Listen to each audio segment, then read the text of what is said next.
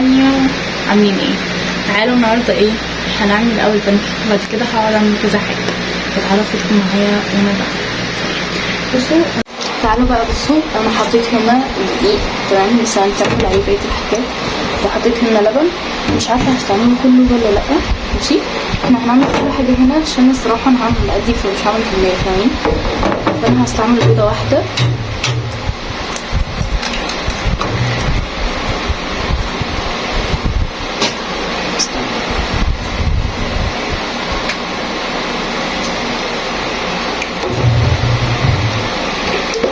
بصوا بقى، المفروض احنا هنحط هنا السوائل الاول وبعد كده نرجع نضيف عليها تاني. احنا ما عندناش زبده، فانا ممكن احط شويه زيت، يعني حاجه قيمه مثلا معلقتين كبار. والمفروض ان احنا هنضيف عليهم اللبن، فانا هسيبهم بس دقايق كده. هنا بقى هنحط مع الدقيق كيس البيكنج باودر،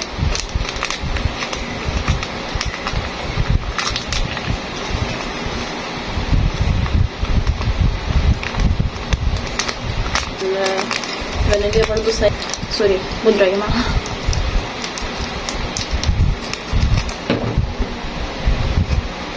معلقة غامق الخشنية، ملح، مش معلقة، حاسة ان نطرة اصلا، نطرة فاهمين، حاجة بسيطة.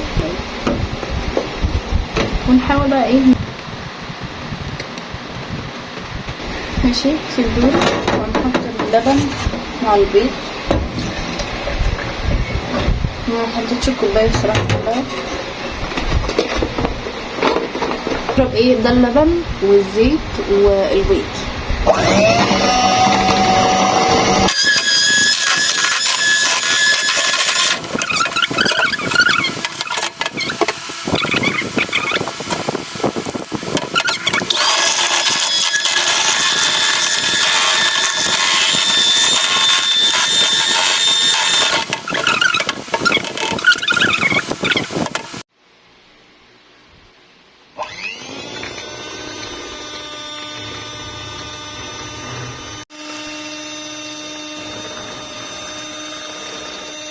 بصوا عليه، شوفوا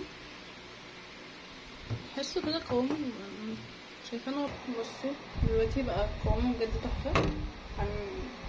هنضيف الحته دي ونبدا ايه نعملها على المقلايه.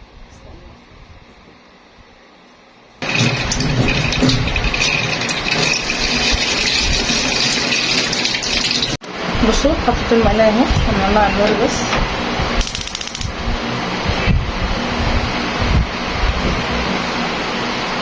بسم الله.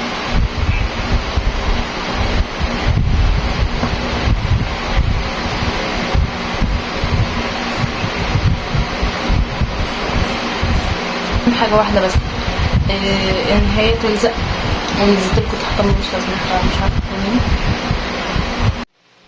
بصوا شكلها تحفه.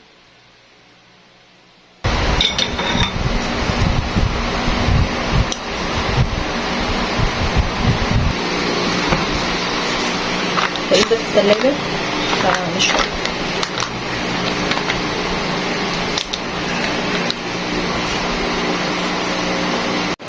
زي ما قلتلكوا من اول واحده دايما بتبوظ، حرفيا لازم تبوظ.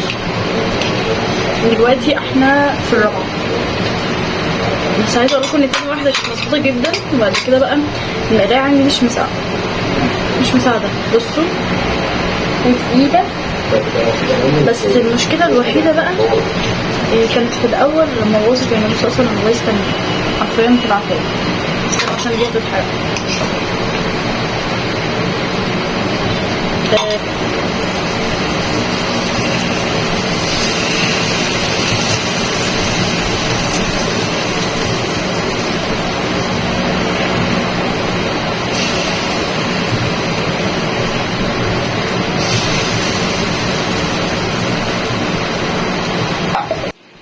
تعالوا بقى نلم الحاجات وهنفس اللي احنا عملناه. بصوا بشكل الطبق في الاخر، صور لكم لسه ستوري وكده، فايه هنخلص الاول بس اللي احنا عملنا ده، ونعمل الحاجات لسه برضه.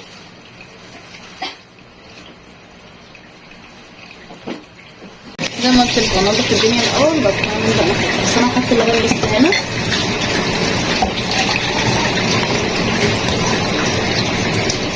عشان اغسلها بالمره. فاهمين؟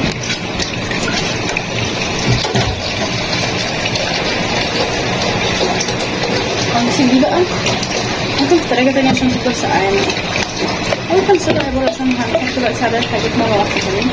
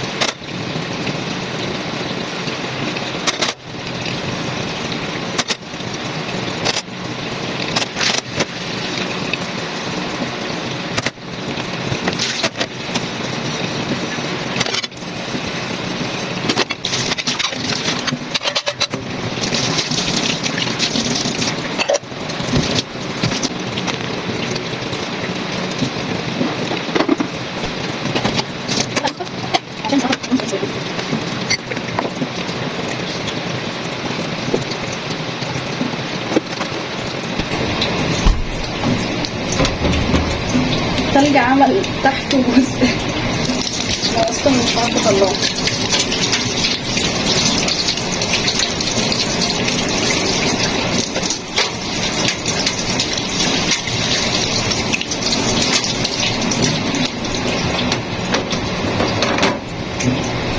هحط التلج بقى على اللبن.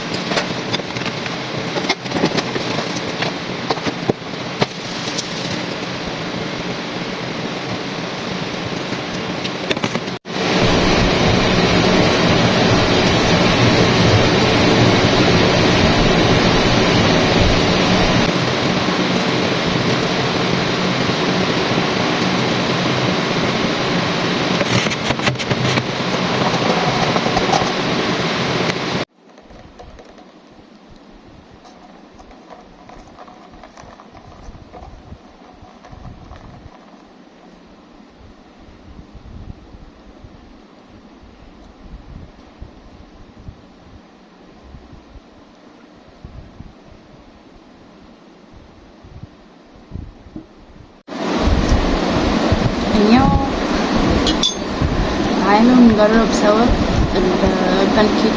بصوا انا عارفه ان هو مش اصلح حاجه ولكن مجربتش اعمله من زمان قوي. انا كنت بعمله لدرجه ان انا بقيت ادمنه حرفيا. مش يمكن بيعدي غير لما انا اعمل فيه، وكان لدرجه ان هو اتظبط.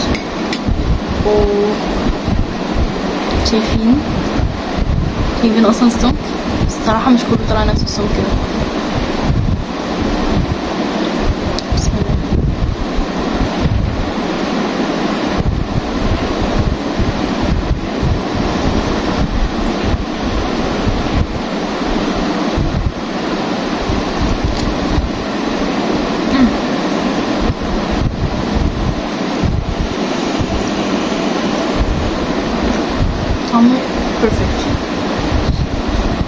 المشكلة بس الوحيدة ان انا زودت البيكنج باودر، فلو انتوا شفتوا الفيديو من اوله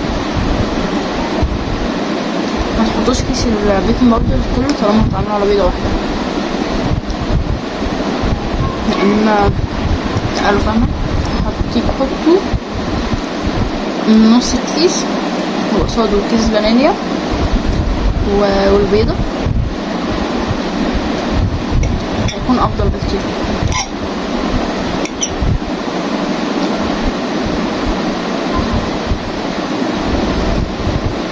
ولكن اقدر اديله 7/10.